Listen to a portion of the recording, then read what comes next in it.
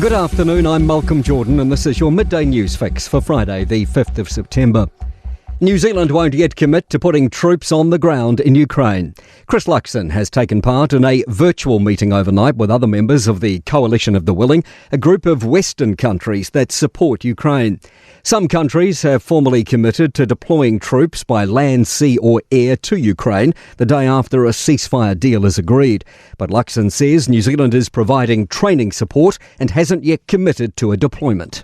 New Zealand has made no commitments and won't until we see a peace plan and we know how we can best help and support. Meanwhile, the Defence Minister has criticised two former Prime Ministers for attending a Chinese military celebration which hosted North Korea, Iran and Russia. While Sir John Key and Helen Clark were in Beijing, Judith Collins was on a secret trip to Ukraine.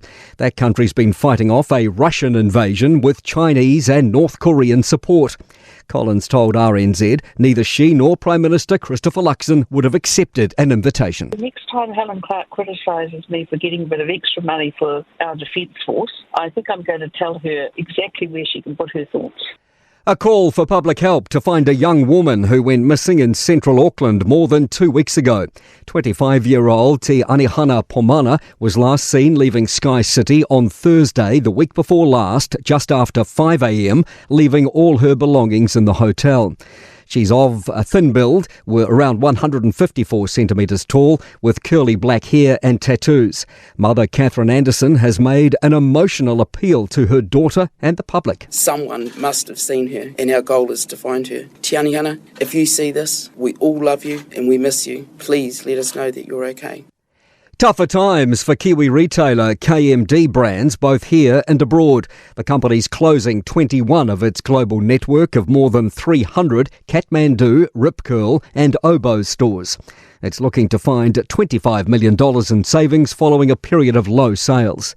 KMD Brands chair David Kirk says when households are struggling, they pull back on nice-to-haves. Wallets are a bit tight, interest rates have been high for quite a period. That's been difficult for people. Then they don't exercise their discretion and buy the sorts of products that we sell. The government's pushing ahead with plans to give Auckland Council and local boards greater power over transport. It's taking responsibilities away from Auckland Transport.